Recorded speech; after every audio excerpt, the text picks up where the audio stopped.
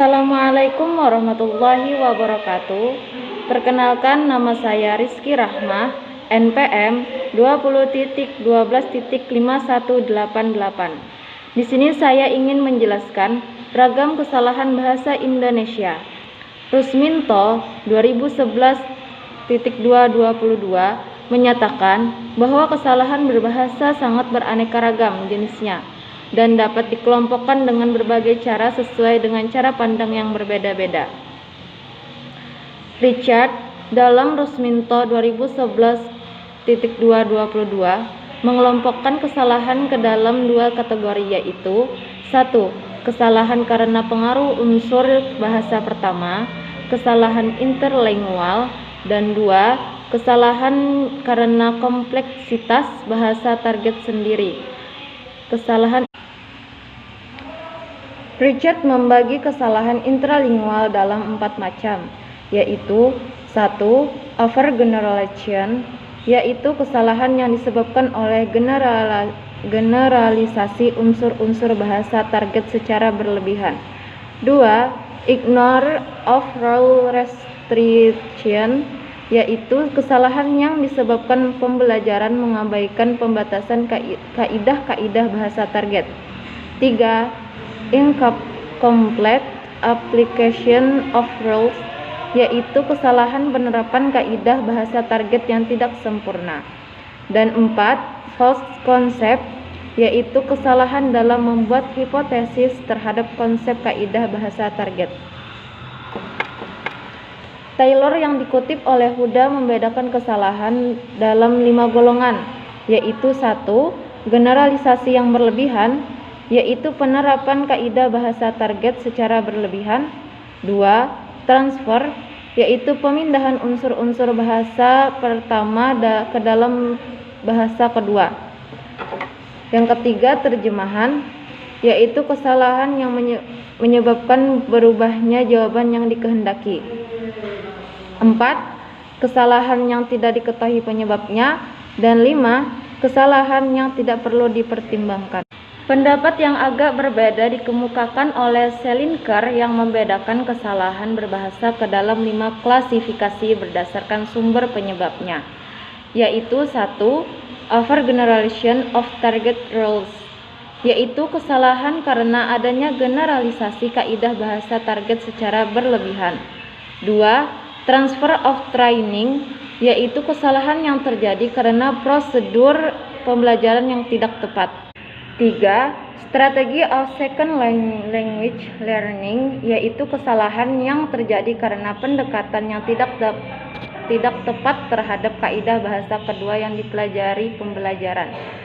4. Strategi of second language communication, yaitu kesalahan yang terjadi karena pendekatan yang dilakukan oleh pembelajaran dalam berkomunikasi dengan penutur asli. Terima kasih. Assalamualaikum warahmatullahi wabarakatuh. Nama saya Fajrian Nur, NPM 2012-5181. Saya dari kelompok 5 Bahasa Indonesia. Pada pagi hari ini saya akan menayangkan atau menyambung hasil presentasi makalah yang telah kami buat dengan tema Bahasa Indonesia baku sebagai tolak ukur kesalahan berbahasa. Baik, langsung saja masuk ke materi yang saya bahas. Native speaker yang tidak tepat dan 5 language transfer, yaitu kesalahan yang terjadi karena pemindahan unsur-unsur bahasa pertama yang telah memfosil ke dalam bahasa kedua. B. Kesalahan dalam bidang tata kalimat. 1. Dengan semakin meningkatkan presentasi usia lanjut akan memunculkan berbagai resiko atau permasalahan yang serius. Dari segi informasinya, kalimat 1 itu cukup jelas. Artinya, maksud yang diungkapkan di dalam kalimat itu dengan mudah dapat dipahami. Akan tetapi, apakah kalimat itu sudah efektif? Keefektifan sebuah kalimat tidak hanya ditentukan kejelasan informasinya, tetapi juga oleh kelengkapan unsur-unsurnya. Kalimat dikatakan memiliki unsur yang lengkap jika sekurang-kurangnya mengandung unsur subjek dan predikat.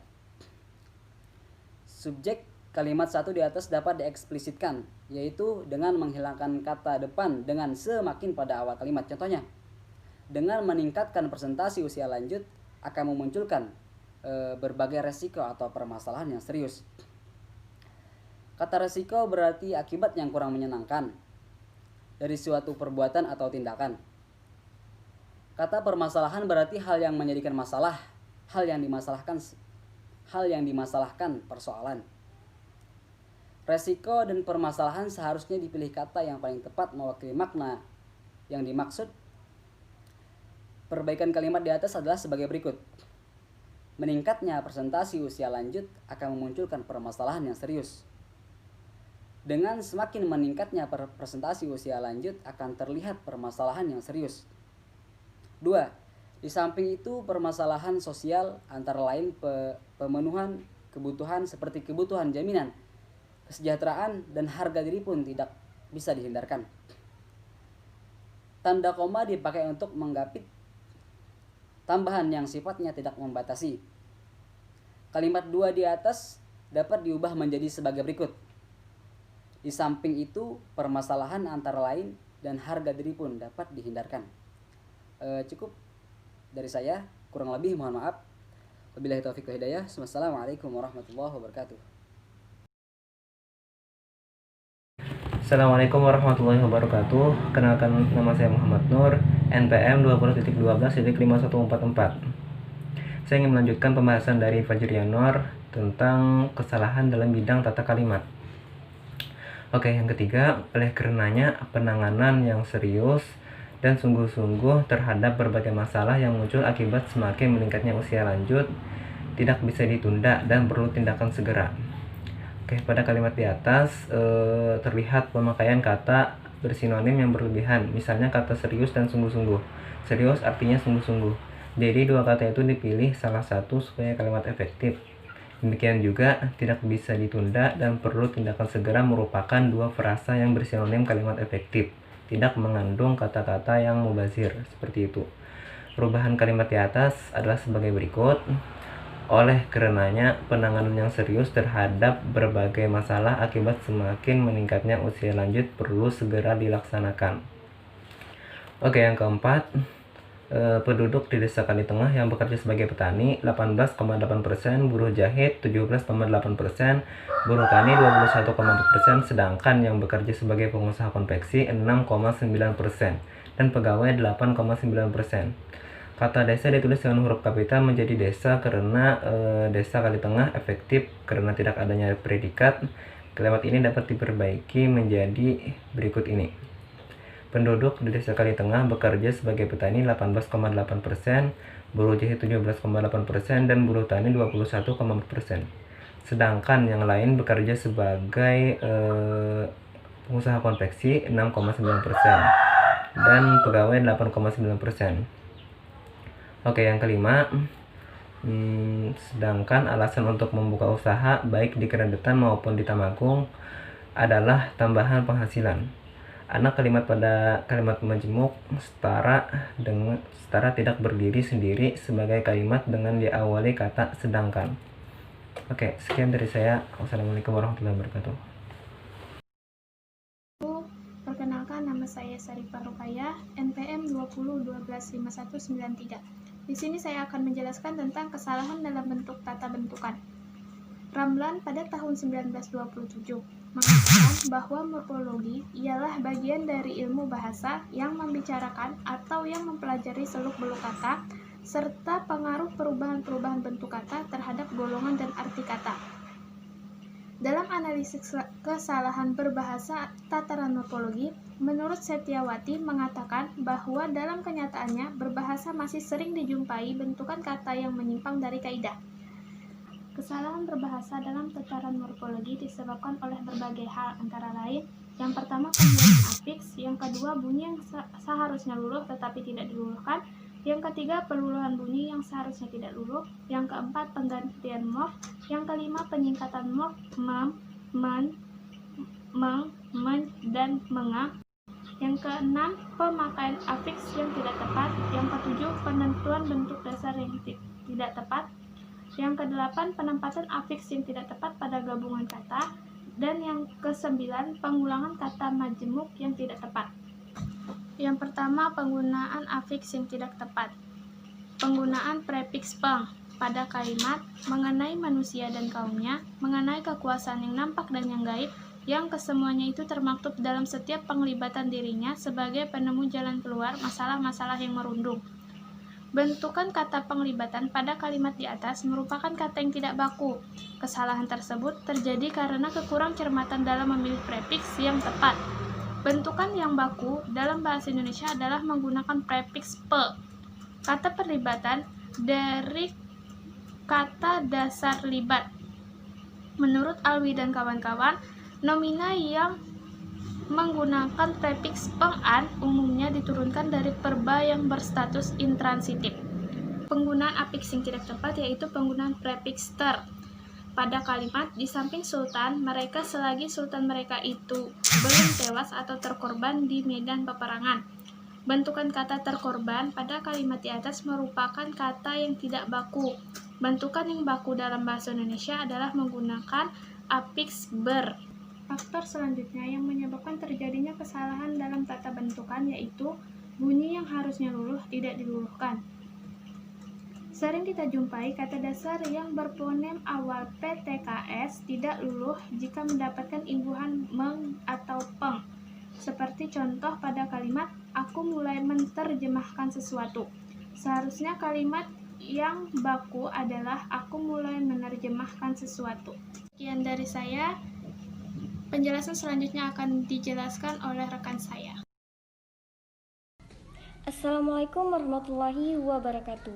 Perkenalkan, nama saya Tina, NPM 20125210.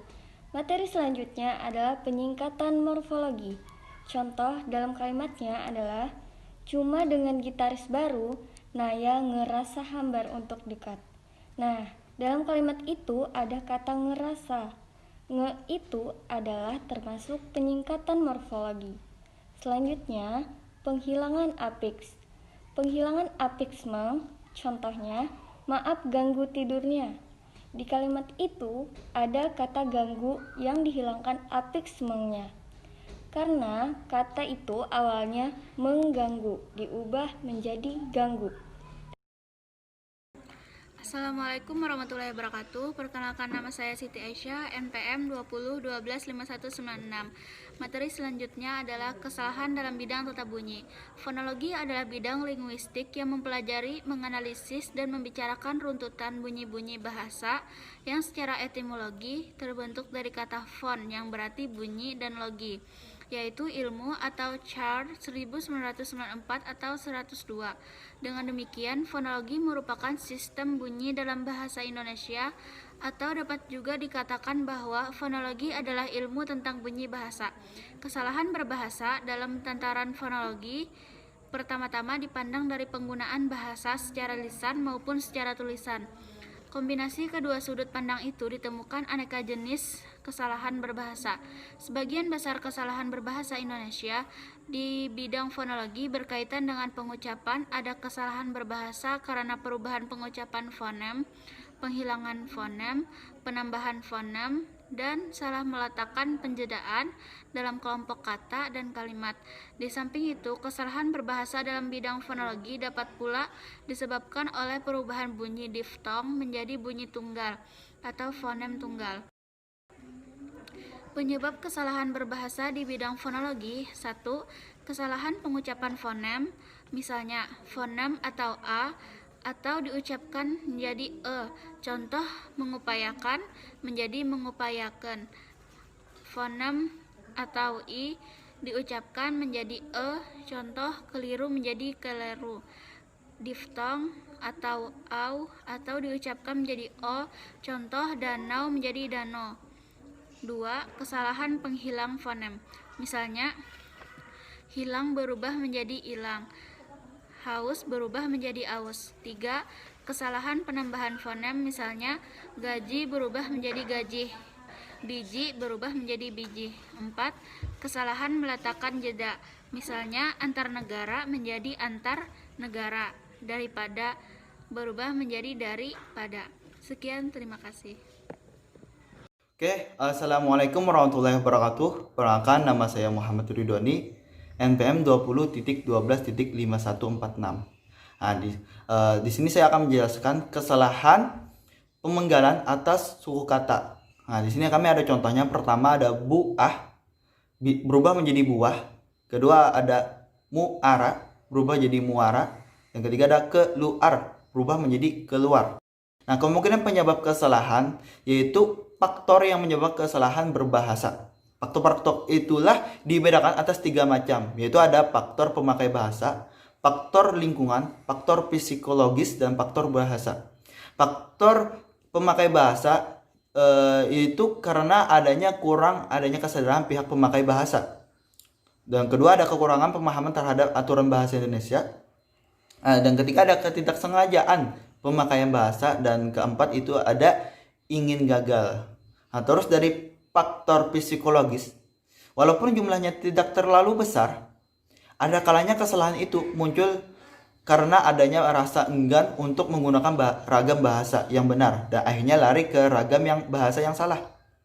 Hal inilah terjadi apabila kesalahan itu demikian meluas atau membudaya sehingga seolah-olah tidak tampak lagi atau tidak dirasakan lagi kesalahannya oleh masyarakat yang luas. Misalkan huruf C, X, dan Y biasa diucapkan oleh orang yaitu C, X, dan I. Nah, kita sering mendengar ucapan WC untuk singkatan WC. Nah, X kuadrat ditambah I kuadrat untuk perhitungan matematika X 2 tambah Y 2. Nah, ucapan yang benar adalah WC dan X dan kuadrat Y kuadrat. Nah, pas tuh ketiga faktor lingkungan. Nah, lingkungan pemakaian bahasa yang baik dan benar akan memberi pengaruh yang positif terhadap perkembangan bahasa Indonesia. Nah, sekian dari saya. Materi selanjutnya adalah faktor bahasa. Pengaruh bahasa lain terhadap bahasa Indonesia terdiri dari 2 bagian, yaitu pengaruh bahasa daerah dan pengaruh bahasa asing. Pengaruh bahasa daerah, bahasa Indonesia merupakan bahasa kedua bagi sebagian penduduk Indonesia.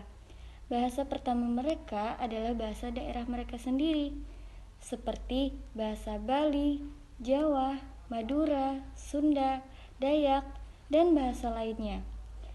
Pengaruh yang dimaksud di sini adalah menyangkut kosakata, struktur, dan ucapan. Pengaruh bahasa asing. Zaman sekarang, kata-kata bahasa Inggris yang dipakai pada bahasa Indonesia hampir tak terhitung jumlahnya. Kalimat Rina adalah seorang guru mendapat pengaruh struktur kalimat bahasa Inggris. Rina is a teacher. Dalam bahasa Inggris, sebagai to be harus hadir dalam kalimat itu. Memang is bisa diartikan adalah atau ialah.